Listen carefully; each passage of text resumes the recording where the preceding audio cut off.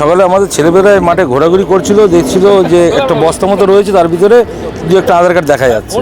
ওরা তুলে কুড়িয়ে রাখলো, রেখে আমাকে ফোন করলো যে এই কম বেশি আমাদের পাড়ারই সব 300 মতো আধার কার্ড আমাদের এই বিএলও মায়া মিস্ত্রি এই কার্ডগুলো খালে ফেলেছে। এটা আমরা দেখে আসি এবং আমরা থানায় যোগাযোগ করেছি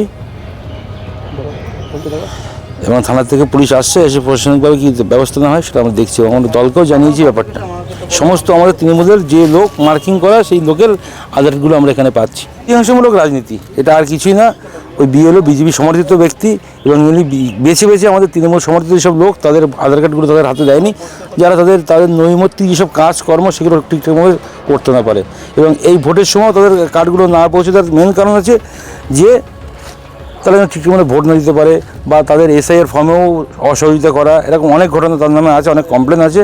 আর আজকে তার প্রমাণ আমরা সবার সামনে পেলাম এবং পাড়ার লোককে আমরা ডাকছি তার বিরুদ্ধে যথাযথ ব্যবস্থা নেওয়ার জন্য।